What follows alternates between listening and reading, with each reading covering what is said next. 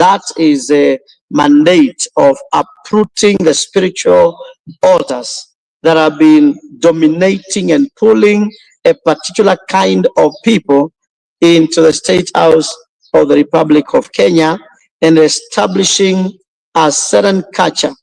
Because when there was alcohol everywhere, when there were bars in every place within the State House, there was quietness, because the demonic altars were being serviced well. They were being, appeased every day, every single day. They were being appeased within, within the vicinities of State House, Kenya. Now, when God gave Dr. William Ruto the mandate to be the president of the Republic of Kenya, and that because of the people that prayed him into power, God had an agenda that there should not be an occupant of that State House who is not subscribing to the plan and agenda of revival that God has for our nation. And as it is, there are some areas that the president cannot be able to tackle because it is not his area to tackle. The spiritual realm of the status of Kenya is a spiritual realm that before was dominated by serious powers of darkness, witchcraft, sorcery, witch doctors, and powers of darkness from the sea, from the atmosphere, that is from the heavenlies above, and from the ground, have been occupying spaces that were meant to be occupied by the power of the living God.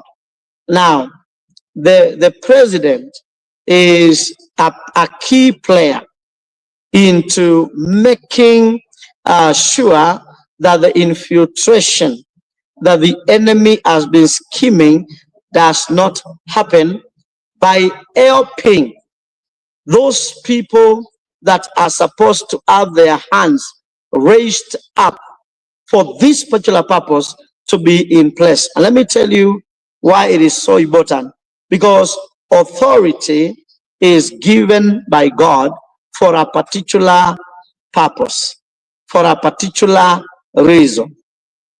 When leaders around His Excellency the President do not advise him well concerning the spiritual realm of our nation, then we have a lot of compromises that happen spiritually when they are not supposed to be happening. And so the spiritual part must be guarded jealously, first by the priests who God has raised in our nation, and number two, by the people that benefit from the priestly work that is done by the priests in our nation.